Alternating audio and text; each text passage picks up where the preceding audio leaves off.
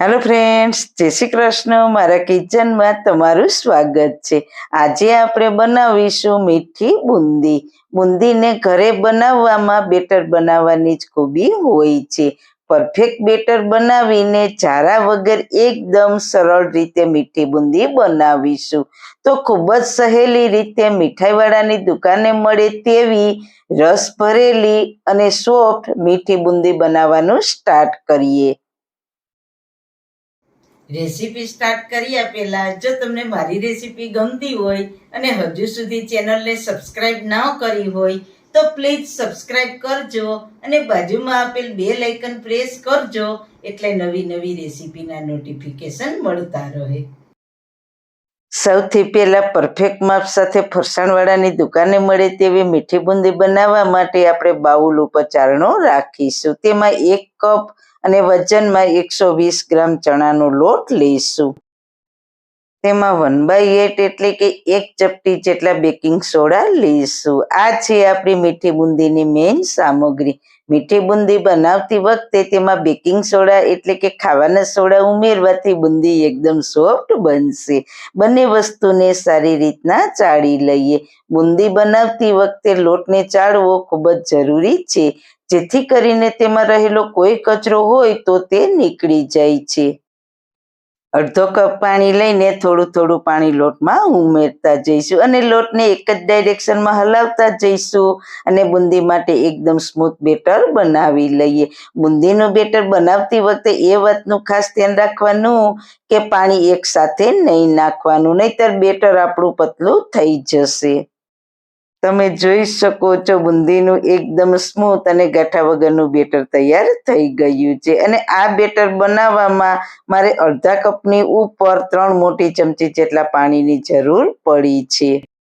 હવે આપણે બુંદીને એકદમ ફૂલેલી અને ગોળ શેપમાં બનાવવા માટે આપણે હવાના કણ ભરવાના છે. તો આપણું અત્યારનું બેટર કેવું છે તે જોઈ લઈએ. એક બાઉલમાં થોડું પાણી લેશું, તેમાં 2-3 ટીપા જેટલું બેટર એડ કરીશું. તો તમે જોઈ શકો છો બેટર પાણીમાં ફેલાઈ જાય છે, એટલે કે બેટર આપણી બુંદી બનાવવા માટે તૈયાર નથી.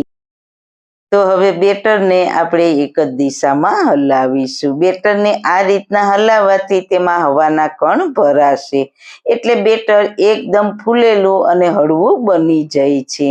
એટલે આપણી બુંદી ફૂલેલી અને એક જ સરખી બુંદી તૈયાર થશે.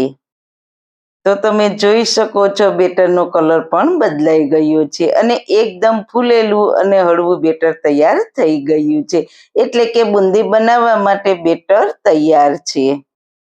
ફરી તેને પાણી ભરેલા બાઉલમાં થોડું બેટર એડ કરશો એટલે બેટર તેની જાતે શેપ લઈ લેશે અને બેટર હલકું હોવાથી પાણીમાં ઉપર તરે છે. જ્યારે આપણું પહેલાંનું બેટર પાણીમાં ફેલાઈ જતું હતું. તો છે ને બુંદીના બેટરને ચેક કરવાની કમાલ. હવે બુંદીના બેટરને ઢાંકીને 15 મિનિટનો રેસ્ટ આપીએ. બુંદીના બેટરને રેસ્ટ આપવો ખૂબ જ જરૂરી છે, એટલે તે સરસ રીતના સેટ થઈ જશે. બેટર રેસ્ટ કરે છે ત્યાં આપણે બુંદીને તળવા માટે તેલ ગરમ મૂકી દઈએ અને બુંદીને શેનાથી પાડવી તે જોઈ લઈએ. બુંદીને પાડવા માટે આપણે ગાજર છીણવાની ખમણી લઈશું, જે બધાના ઘરમાં હોય જ છે. આમાં આ રીતના હોલ હોવાના કારણે આપણે આમાં બેટર એડ કરીશું એટલે બુંદી એકદમ રાઉન્ડ શેપની અને પરફેક્ટ બનશે. તે સિવાય તમારા ઘરમાં પૂરી તળવાનું આ રીતના જારો હોય અને તેમાં હોલ છૂટા છૂટા હોય તો તેનાથી પણ તમે બુંદી બનાવી શકો છો.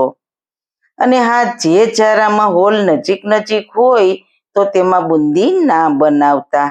તેવા જારામાં તમે બેટર એડ કરો એટલે હોલ નજીક હોવાના કારણે બેટર ભેગું થઈ જશે અને બુંદી બનશે નહીં.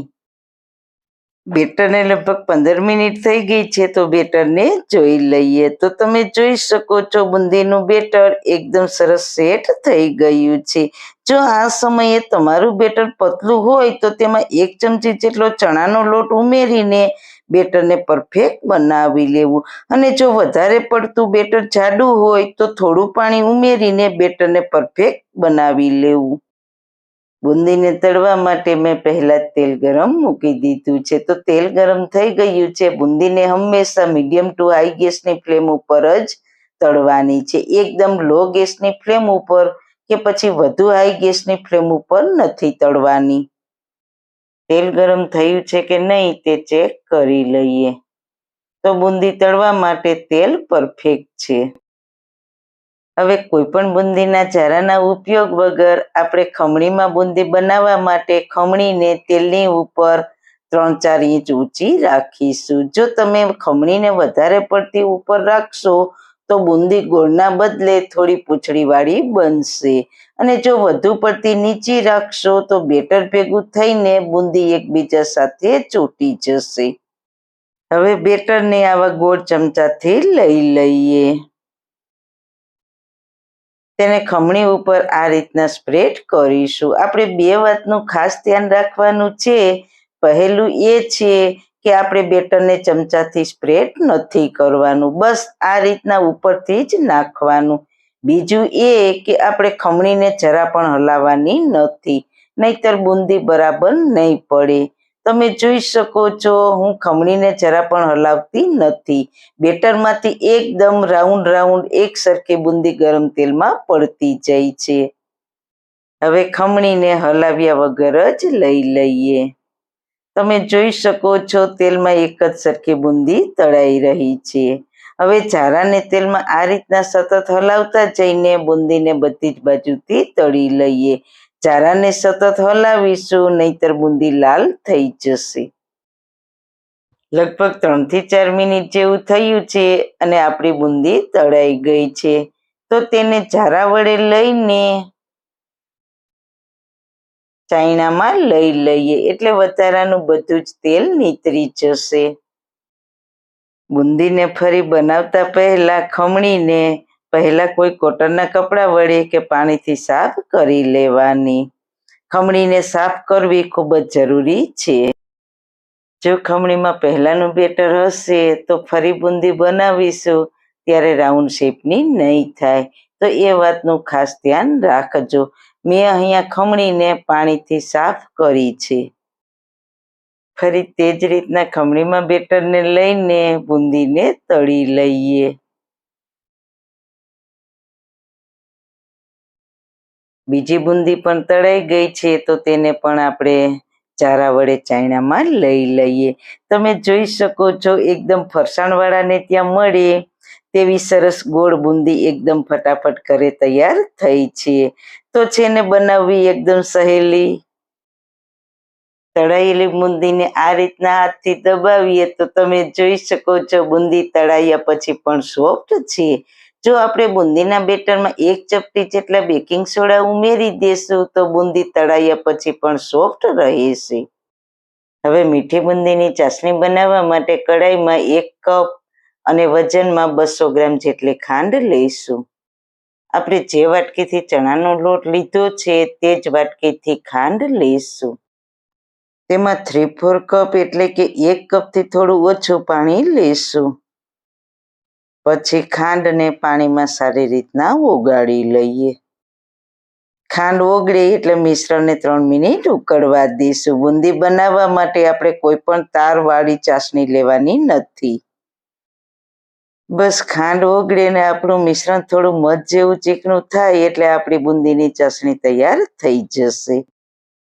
મિશ્રણ ઉકળે છે ત્યાં તેમાં 1/4 ચમચી ઇલાયચી પાવડર ઉમેરીશું. 5-6 કેસરના તાતણા ઉમેરીશું. કેસર ઉમેરવું બિલકુલ ઓપ્શનલ છે. તેને સારી રીતના મિક્સ કરી લઈએ. મિશ્રણને 3 મિનિટ ઉકાળ્યું છે તો તેને ચેક કરી લઈએ. તો જુઓ તે થોડું મધ જેવું ચીકણું થઈ ગયું છે. તો ચાસણી બુંદી માટે પરફેક્ટ છે. હવે ગેસની ફ્લેમ બંધ કરી દેશું. તો ગરમ ચાસણીમાં બુંદીને ઉમેરી દેશું. હવે બુંદીને ચાસણીથી સારી રીતના કોટ કરી લઈએ. મીઠી બુંદી બનાવતી વખતે ચાસણી થોડી ગરમ રાખવી ખૂબ જ જરૂરી છે. ગરમ ચાસણીને બુંદી ફટાફટ એબ્ઝોર્બ કરીને એકદમ ફૂલેલી અને રસીલી બુંદી બને છે. તો બધી જ બુંદી ચાસણીથી સરસ રીતના કોટ થઈ ગઈ છે. બસ બુંદીને 4 કલાક ઢાંકીને રાખી દઈએ, જેથી કરીને બુંદી ચાસણીને સારી રીતના એબ્ઝોર્બ કરી લે. જો તમારી પાસે સમય હોય તો બુંદીને ચાસણીમાં ઓવરનાઇટ રહેવા દેજો. સવારે તમારી બુંદી એકદમ સરસ ફૂલેલી અને રસીલી થઈ જશે. 4 કલાક જેવું થયું છે. હવે બુંદીને જોઈ લઈએ તો તમે જોઈ શકો છો આપણી બુંદી એકદમ પરફેક્ટ બની છે. બધી ચાસણી એબઝોર્બ કરીને ફૂલેલી અને રસીલી બની છે. હવે તેમાં થોડી બદામ પિસ્તાની કતરણ અને કિસમિસ ઉમેરીને મિક્સ કરી દઈએ. એકદમ ફરસાણવાળાની દુકાને મળે તેવી ફૂલેલી રસીલી મીઠી બુંદી તૈયાર છે. તો તેને સર્વિંગ બાઉલમાં સર્વ કરીશું. તો તમે પણ પરફેક્ટ માપ લઈને આ રીતે જરૂર મીઠી બુંદી બનાવવાની ટ્રાય કરજો. તેને હાથથી આ રીતે દબાવશો તો તે એકદમ રસ ભરેલી અને સોફ્ટ લાગશે. તો સારું ખાઓ, ખુશ રહો. આવી સરસ રેસીપી જોવા માટે તમારો ખૂબ ખૂબ આભાર. મારી રેસીપીને લાઈક કરજો, શેર કરજો, મારી ચેનલને સબસ્ક્રાઈબ કરજો. ફરી મળીશું નવી રેસીપી સાથે. જય શ્રી કૃષ્ણ.